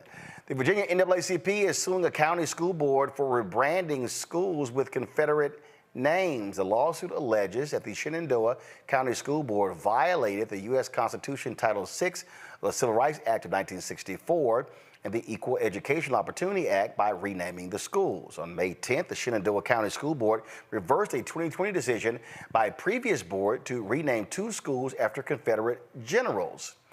In 2021, the schools on the Division South campus, which included North Fork Middle, were renamed Stonewall Jackson High School to Mountain View and Ashby Lee Elementary School to Honey Run. The plaintiffs seek to remove the Confederate names, mascots, and mics and relics and to prevent any future school naming, including Confederate leaders or references to the Confederacy.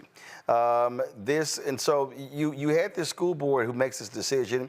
You had elections that actually took place as well. And what's crazy to me here is they actually think this is a good idea. And in fact, you've got so many other leaders who've spoken out on this. And this goes to show you right here, Rebecca, what I keep saying, who are the folks today? Did Republicans love talking about, Democrats built the KKK and Democrats were supporting slavery? Who are the people today that's full-throated support of the Confederacy? Republicans. Better not tell that to Byron Donalds.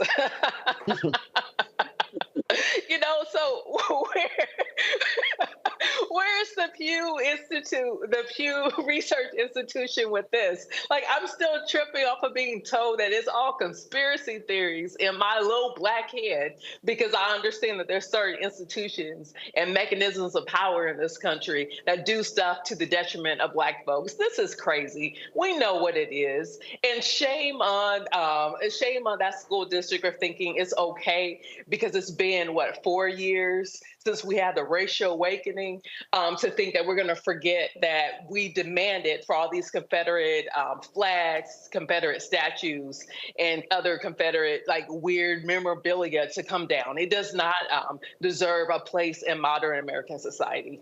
Robert?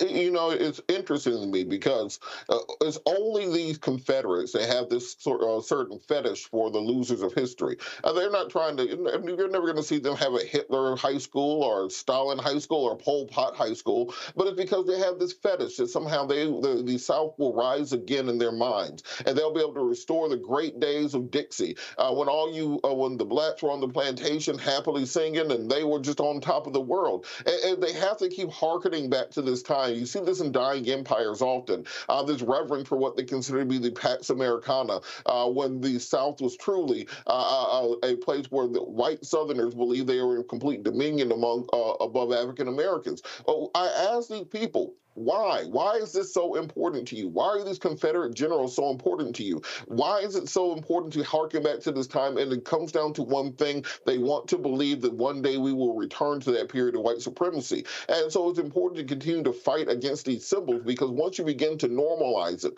once you begin to allow them to change the story, as we're already seeing them begin to change the story of history right now, that is how you allow these things to rise and metastasize again. If you notice, for Jewish Americans and the Jewish community internationally, they don't let anything slip when it comes to anything regarding the Holocaust or Nazis or what happened to them. We have to be just as vigilant when it comes to our history and our legacy, because the past has a habit of repeating itself. Derek?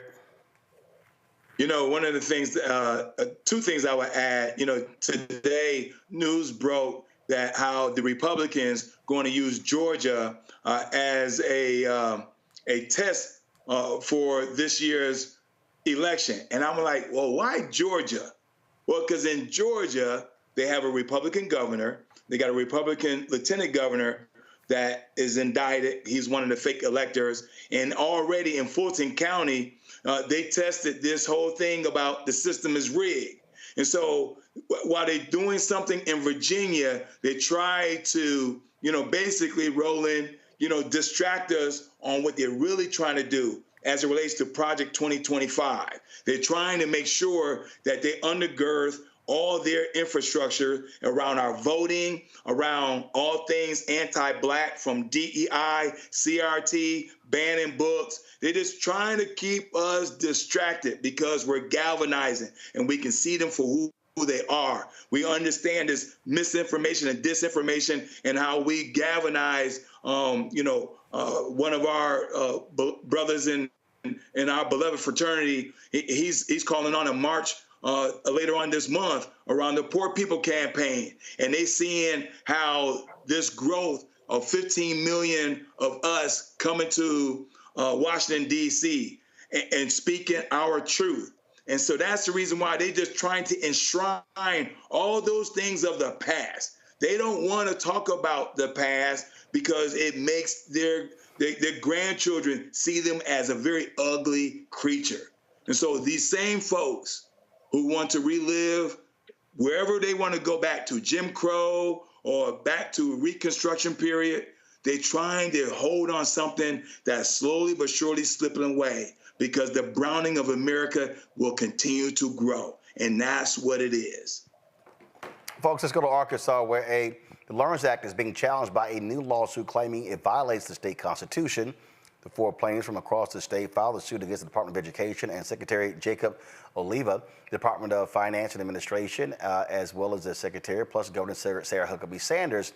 the 8 members of the State Board of Education with the intent of stopping the Educational Freedom Account Program. The program, often called vouchers, is designed to allow the state to use public tax dollars to pay for kids to go to private schools in the name of school choice. The plaintiffs contend that the funds for the vouchers will be taken from public schools, going against the Constitution's requirement that the state maintain a system of free public schools, and that school funds under the state can be used for anything other than public schools.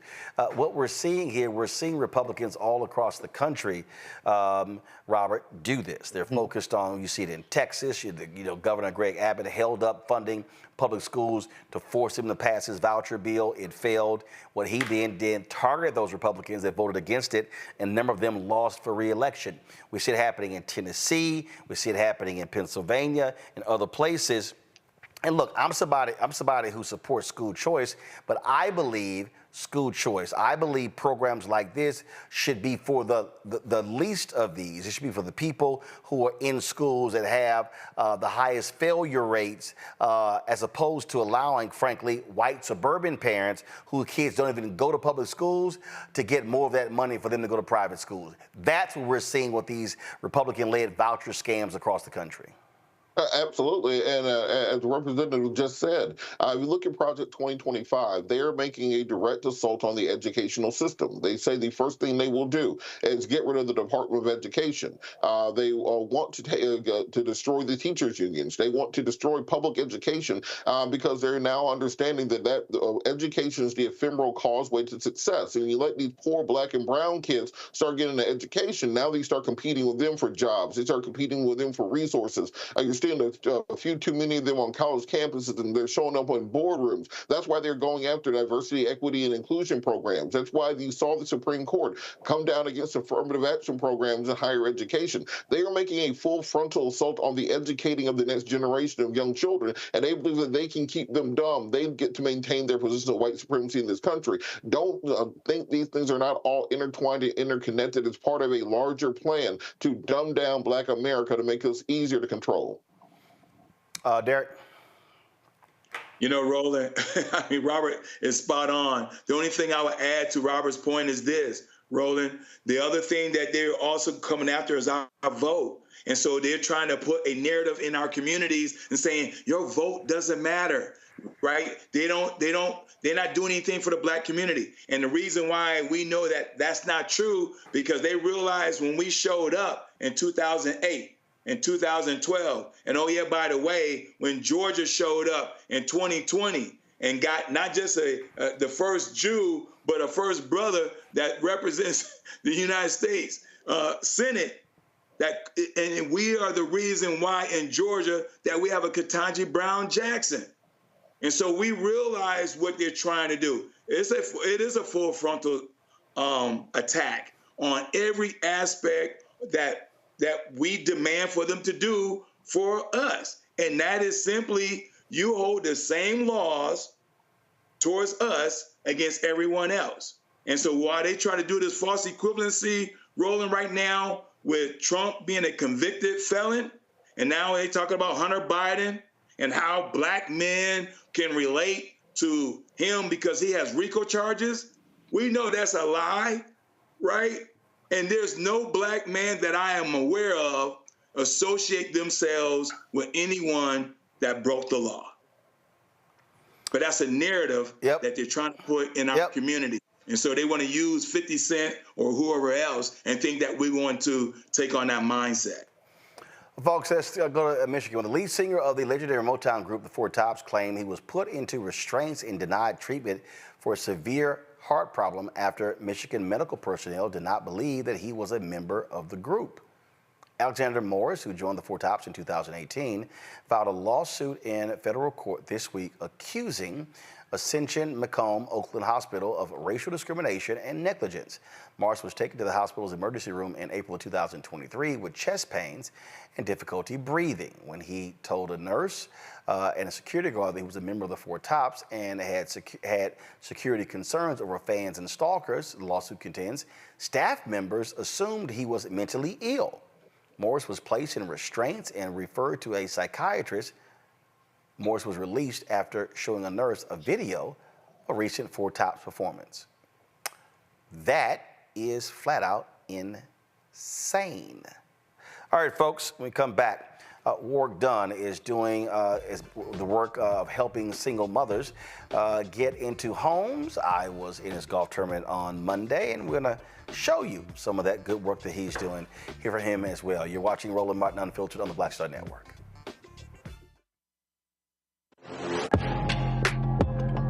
A lot of y'all have been asking me about the pocket squares that we have available on our website. You see me rocking the Shibori pocket square right here.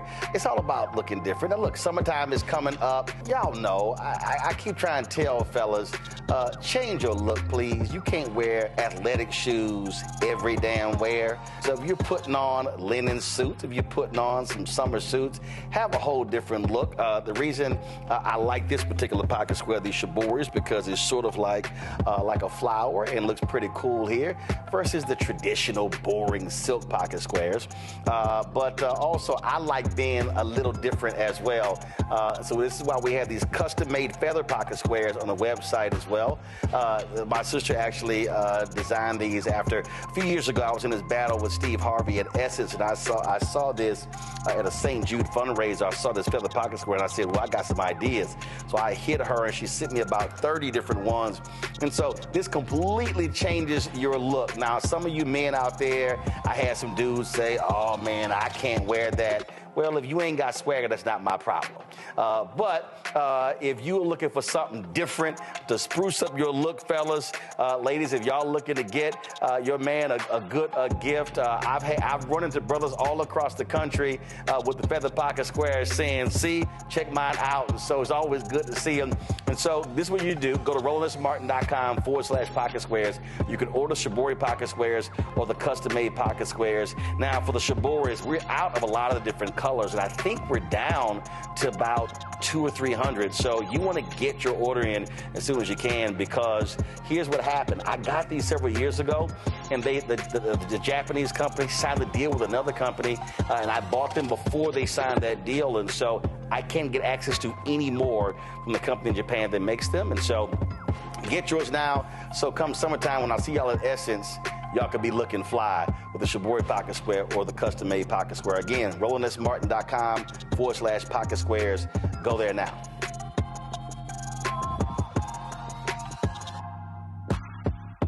Hey, yo, what's up? This is Mr. Dalvin right here.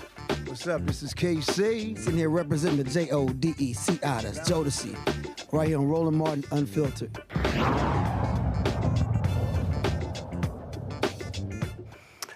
All right, folks, welcome back to Roland Martin Unfiltered on the Black Star Network. Glad to have you here. First and foremost, I did before I was going to the break telling y'all, be sure to, we are almost there, folks, about 10,000 away from hitting 100,000 downloads of our app. So we want you to make sure that you actually do that. So do me a favor. And actually download the Black Star Network app. Okay, we're on all different platforms. You can see our content. So of course we're on YouTube, but you can and we stream on Facebook, we stream on Twitter, we stream all over. But you can check this out. Again, go to download on the Apple phone, Android phone, Apple TV, Android TV, Roku, Amazon Fire TV, Xbox One, Samsung Smart TV. So you haven't done that, absolutely do that, okay? So download the app. All right, folks, on Monday, I was in Atlanta where Warwick Dunn had his 11th annual Celebrity Golf Classic. And that's why I wasn't at the Juneteenth concert at the White House, because I was there.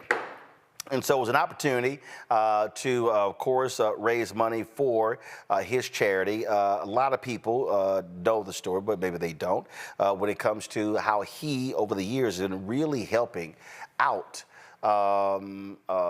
single families get into homes, helping them with resources, things of that nature. And so here was one of the folks who told her story about how Warwick Dunn really helped her and her family out in 2018.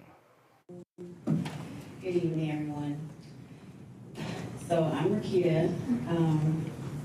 I got into this program with Warwick because of what happened in my past, but I'm going to speak a little breakdown real quick. I was living in an apartment and I was broken into twice in 1 month. They came back. They stole some stuff the first time. However, they came back because they left the power cord to the game console. So they came back to get that, and at that point, I told the complex, no, I'm done. So we moved out back with my mother. I applied for Habitat for Humanity with Southern Crescent in 2015. While going through the program, I did a lot of volunteering, helping, application workshops, painting homes, cleaning, working at the restore that they have. I wanted somewhere stable for my kids and I to have, to put roots down and start to make great memories to last a lifetime. We're blessed to have our home built. At the time, my kids were 8 and 12. They're now 19 and 15. While in the building process, unbeknownst to myself, but my mother knew, Word Done Charities had chosen my home, which is their 151st home for the holiday recipient in November of 2016. So on the day of, I got a call to go back to the office instead of going straight to the house for the home dedication that I knew was happening. I'm like, why am I going here instead of just going there? I don't know, we got paperwork to do. I'm like, okay, more paperwork, okay. So then I'm like, okay, we're ready to go. We're just sitting here not doing anything. Okay, we're gonna go. So I didn't know that there was another way to get into my subdivision. So I was like, where are we going? So as we pull up, I see cars lined down the road. I was like, somebody's having a big event this time of morning. So I'm like, what's going on? So we get close and I'm like, wait, that's my yard. Like, what about those people? So we get closer. So Jennifer, she no longer works with Habitat. She's just smiling and carrying on. And I see this person walking through the yard. I was like, oh my. I said, that's Word Done. She was at me like, you know him? I was like, yeah, I'm a football head, yes. So he comes to the car, he was like, you know who I am? I'm like, yes. I said, you used to play for the Falcons, but you went to Tampa. It's okay. And he was like, am I retired or still playing? I said, no, you're retired. I know a little something. But that's how I could introduce with him my love of football, too, so I thought that was cool. So we did the dedication and everything. I was saving my money, giving this to my mom like I was still paying rent because I wanted to buy furniture, brand new. I had gave everything in my storage away because I felt like somebody else could use that more than me. And so when Ward gave the keys and I opened the door, it was a river flowing because I didn't know that every room was done, down to details that I wanted, the little fireplace with the TV console, to food in the refrigerator, the cabinet. It's like I didn't have to buy some items for like a year after we moved in there, so thank you for that. And during that process, there was one person I always said, oh, you can't ever hold water, you always telling something before something happens, which is my mom. She didn't say anything. So that was her biggest challenge. And so when it finally happened, she was like, see, I told you were blessed and you know how blessed you were. My two favorite animals are butterflies and elephants, so they took that and hid. My silverware has butterflies on it. And my bathroom is decorated with the royal elephants. So in closing, I would like to thank God for letting Word Done to charities and supporters to help me make having my first home an amazing experience, even though I cried like a baby. Till this day, I can call him or Nancy, ask him questions, get ideas. He came to my son's graduation. Nancy came to my son's coming home party using the National Guard. So she came to that. So they keep in touch with us and make sure that we're still doing good. So from my little family, Khalid, my son, Zari, my daughter, who's over there as well, we thank you for everything that you do and continue to do.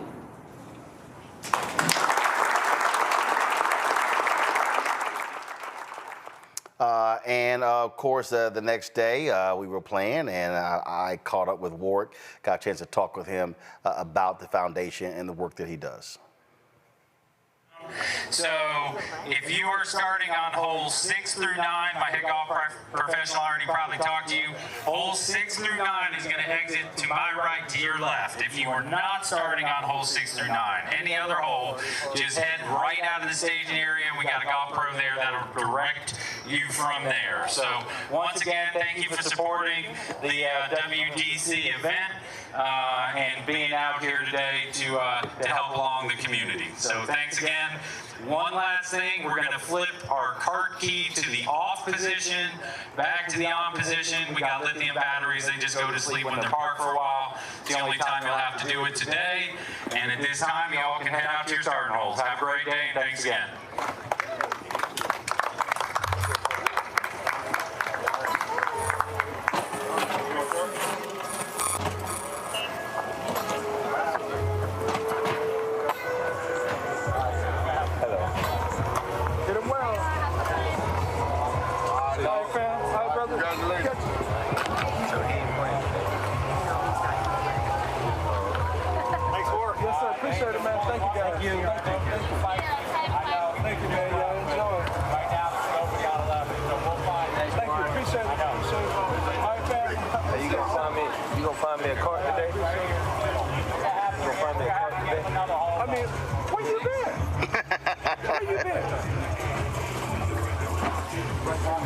I was on time just to hear your speech.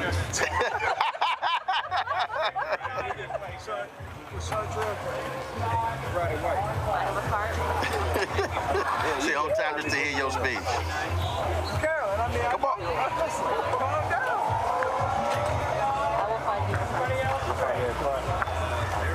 All right, Ward, real quick, just talk about the work that you're doing and how it really impacts these families in a huge way. Well, everyone knows about, everyone thinks I give away houses and I don't, but I do help single parent families who are becoming first time homeowners by giving them $5,000 down payment assistance and fully down payment assistance to help create a more balanced, stable life for themselves and for their kids. And thank you. And I grew up in that environment, and that was my mom's dream of homeownership and never have an opportunity to achieve that dream. I've started this program almost, it'll be 27 years in November, and we've been able to help 223 single parent families who are becoming first time homeowners. Hi, babe. Yes, sir. Appreciate it. Yeah. Yes, sir. Thank you. Yeah. So, how you doing? Appreciate it. How does it feel when you see the look on the face of these kids and the adults? Oh yeah.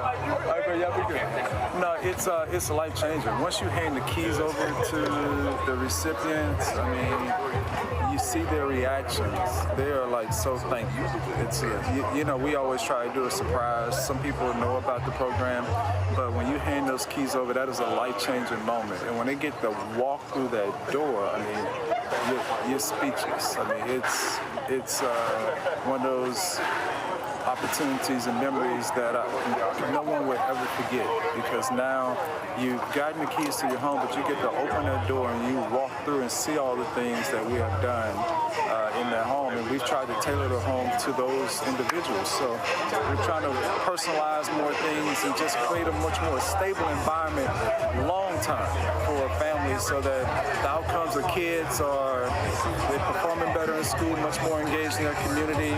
It's, you know, better relationships with the parents. And, you know, it's just a lot of benefits to having a stable house that kids can grow up in and create memories in. So it's just, you know, it's definitely special. Last question. A lot of people really don't understand a lot of the things that current and former athletes are doing out here in the community. I cover a lot of this stuff, and people just don't really understand their impact. Yeah. It goes beyond sports. Yeah, well, everybody just looks at us as athletes and not as human beings a lot of times. And for myself, you know, I love sports. I mean, I grew up playing sports and all those things, played professional football, but my passion is really the people. I was passionate about football, but it wasn't my life. And my life is really about how do I, you know, impact, take care, or give people an opportunity, because I don't believe in giving anything to anybody. We all have to work for the things that we have. So if we could help people help themselves, I mean, that's what it's really about.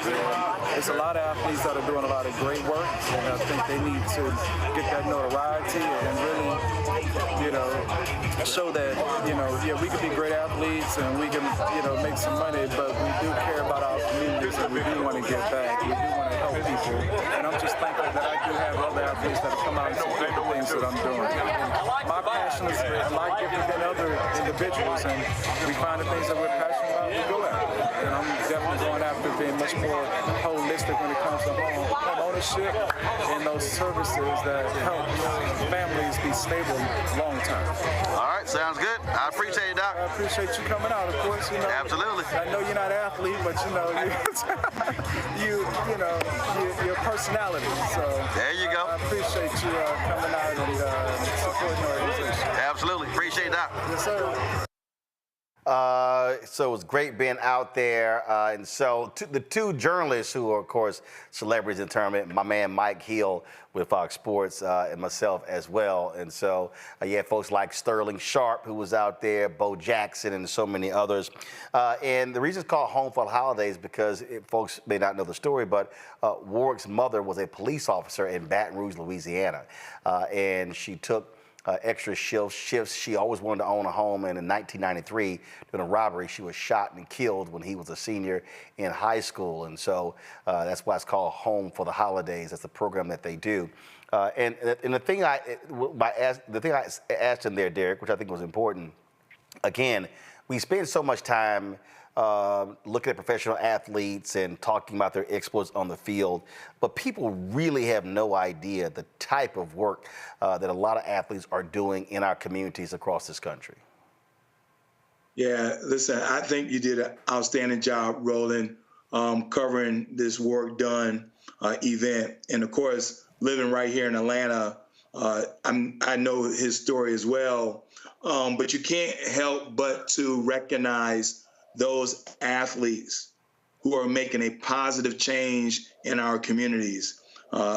Just recently, again, I was in the barbershop and someone asked the question, well, who's doing something in the Black community? And I use LeBron James as an example. All right, LeBron James learned to do in the community from role models like Warwick Dunn, right? Warwick Dunn took a very tragic event in his life and turn it into something positive to over 200 families. And so we need to do more coverage around this space, like what you're doing, because a lot of folks just look at these athletes as athletes. They don't look at the aspect that they're human beings and that they're instrumental in our communities in making positive change. You know, Rebecca, you know, folks they always like, man, you playing all these celebrity tournaments. They don't realize whether it's this one, Anthony Anderson's tournament, Cynthia Entertainer helps Boys and Girls Club, George Lopez's tournament, providing kids to go to kidney camp. I look at the work that Dwayne Wade does, Alonzo Mourning does. It used to be Alonzo Mourning Summer Groove, now it's a Winter Groove. And I just think that it's important for us to know what a lot of these Hall of Famers, superstars are doing, because they are impacting and changing lives. I mean, this mother here, I mean, they moved in their home 6 years ago, and Warwick said when he spoke at the parents' party, 92% of the people that they've helped get in homes are still in those homes. You know, it's very important to see when we see athletes, when we see entertainers, those who have a certain economic wealth to give back into communities, the very communities that they came from. It's very good. So like a couple years ago when we heard a lot of pushback with LeBron James say you need to shut up and dribble, absolutely not. Because we could go and look at the funding of the civil rights movement, understanding it was a lot of our Black stars who funded to make sure that King and other people could travel and actually have money to do the things that they were doing. I think that is the type of ecosystem that we need in the Black community. Many times we talk about being beholden to other people outside of our communities. So if we don't want that to happen, then that means that we have to raise the money and put the money behind these good things that is in the best interests of our communities. Robert. You know, it's a great thing, and I'm glad that people like you can actually cover these events, because otherwise they'd get no coverage on media. Well, absolutely. And, you know, when we go there and, you know, in terms of, you know, like I say, players out there, and, you know, we're sitting here, you know, there was a local radio station out there, a sports station. They were broadcasting from out there as well. Again, when you see the likes of like I say, Bo Jackson, Sterling Sharp, Marcus Allen. I mean, you had some really big names out there of these guys who were, of course, supporting what Warwick is doing. Gary Sheffield also out there as well. And so some of the other players, give me a second because I want to give them a shout out as well. Let me see if I can find the list here of the names that they had there. Will Allen, Ed Reed was out there, had a good opportunity to see Cordell Stewart, DJ Shockley, William Floyd, Harold Green, Carolyn Moose, WNBA player, Algie Crumpler, Brian Finneran, Fred McRae, Ray Buchanan, Terrence Mathis, who's now the head football coach at Morehouse College, Takeo Spikes, and as I said, my man Mike Hill, Sterling Sharp. Bo Jackson, his team, they came in first. Sterling's team came in third. So it was great again to see all the folks out there. And so we appreciate the three of y'all being on the show. Derek, Rebecca, and Robert, thank you so very much. Folks, that is it for us. We're going to see y'all tomorrow. Don't forget, later you'll be seeing a live restream of Vice President Kamala Harris in Charlotte. We'll have that for you as well. I said that I was going to, hold on one second. I was going to read her comment, her post regarding the passing of Reverend James Lawson. So give me 1 second. Where is it? Give me 1 second. So where was the post? Was it on her VP page? Was it on her? Yeah, it was on the VP page. Give me 1 second. I want to go ahead and read that. We read President Biden's tribute to James Lawson. This is it. Reverend James Lawson was a titan of the civil rights movement, an architect of nonviolent protest, and a mentor to many of our nation's young organizers for more than 60 years. He shared his wisdom and faith while inspiring us to work to build a more perfect union. Doug and I send our prayers to his family and all who loved him. In his honor, we continue our fight to realize the promise of America. And she posted this photo of her sitting with Reverend James Lawson. That's a pretty great photo there. All right, folks, that is it for us. Don't forget, support us in what we do. Join the Bring the Funk Fan Club. Send your check and money order to P.O. Box 57196, Washington, D.C., 20037-0196. Cash App, $RM Unfiltered. PayPal, R Martin Unfiltered. Venmo is RM Unfiltered. Zelle, Roland at RolandSMartin.com. Roland at RolandMartinUnfiltered.com. Download the Black Star Network app, Apple phone, Android phone, Apple TV, Android TV, Roku, Amazon Fire TV, Xbox One, Samsung Smart TV. YouTube folks, y'all messing around. We should be at 1,000 likes. We're 70 away. Hit the damn like button before y'all sign off. Y'all been commenting for the past 2 hours. Hit the like button. Again, download the Black Star Network app, Apple phone, Android phone, Apple TV, Android TV, Roku, Amazon Fire TV, Xbox One, Samsung Smart TV. And, of course, be sure to get a copy of my book, White Fear, The Browning of America is Making White Folks Lose Their Minds, available at bookstores nationwide. Ben Bella Books, Amazon, Barnes & Noble, IndieBound, Bookshop, Chapters, Books A Million, Target. Download your copy on Audible. Folks, I'll see you tomorrow. Holla! Black Star Network is here. Oh, no punch! I'm real revolutionary right now. Thank you for being the voice of Black America. All momentum we have now, we have to keep this going. The video looks phenomenal. See, this difference between Black Star Network and black-owned media and something like CNN. You can't be black-owned media and be scared. It's time to be smart. Bring your eyeballs home. You dig?